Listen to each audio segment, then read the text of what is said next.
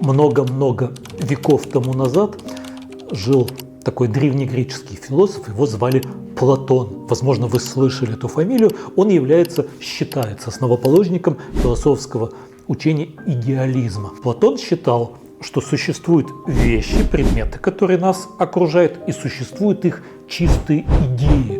То есть какие-то нематериальные сущности, которые определяют вот все то многообразие вещей, всего того материального мира, который нас окружает. Вы знаете, я не философ, я психотерапевт. У меня такое ощущение, что по отношению к эмоциональным состояниям у нас наблюдается на сегодняшний день точно такое же идеалистическое отношение. Огромное количество моих клиентов, хуже того, специалистов, которые занимаются эмоциональными проблемами, считают, что эмоциональные состояния, тревога, страх, депрессия, они являются какими-то идеальными сущностями, которые существуют совершенно отдельно от жизни человека и внедряются в сознание человека совершенно произвольно и независимо от его существования. То есть вот жил человек, и у него все в жизни было хорошо.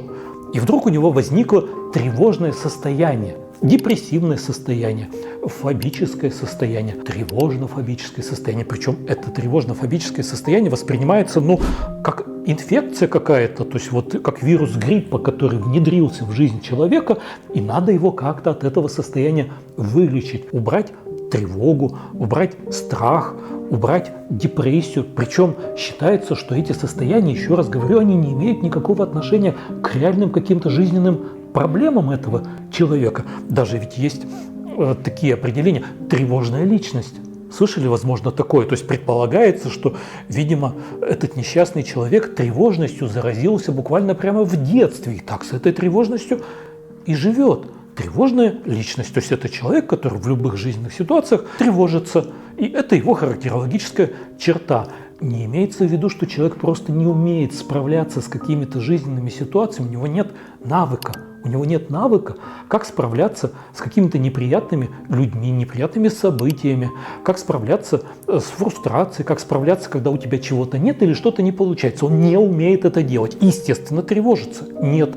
Значит, неумение справляться отдельно, мы о нем не будем говорить, а тревога отдельно, мы ее будем отдельно лечить. Мы будем его лечить какими-то успокаивающими препаратами, антидепрессантами, антитревожными препаратами, снотворными препаратами, чтобы он спал хорошо, дорогие мои. Вот с моей точки зрения, как врача-психотерапевта, это категорически не так. Это очень ошибочное представление, которое приводит к тому, что огромное количество людей, психотерапевтов, психологов, имеют тенденцию к тому, чтобы, отделяя свои эмоциональные состояния, идеалистически отделяя их от своей жизни, стараться лечить их с помощью психофармакологии, при этом не понимая, что вот эти состояния, они как дым. То есть они возникают только тогда, когда в твоей жизни есть какой-то пожар. И от того, что ты будешь затыкать глаза, нос, уши, чтобы не чувствовать тревоги, страха, депрессии, пожар в твоей жизни, это ведь он, собственно говоря, не просто не прекратится, он будет продолжаться постепенно, выжигая комнату за комнату в твоем личном интимном существовании. Это очень-очень опасно.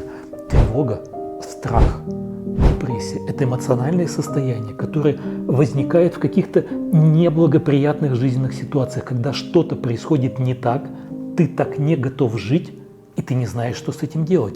И тревога – это неплохое эмоциональное состояние, это очень хорошее эмоциональное состояние, это индикатор, это сигнал, который говорит нам о том, что что-то в жизни идет не так, как боль.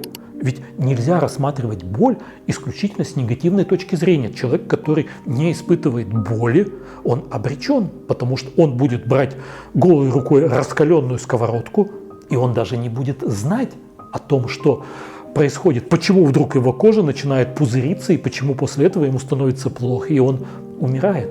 Точно так же человек, который не увязывает свои эмоциональные состояния с реальными проблемами в своей жизни и пытается их просто убрать с помощью антидепрессантов, транквилизаторов, анксиолитиков, он обречен обжигаться и обжигаться о какие-то ситуации в своей реальной жизни, потому что он не чувствует ни тревоги, ни страха, ни напряжения. И я уж не говорю о том, что огромное количество людей, которые не очень хорошо относятся к психотропным препаратам, но они при этом очень хорошо относятся к алкоголю, они очень неплохо относятся к другим каким-то наркотическим и околонаркотическим препаратам.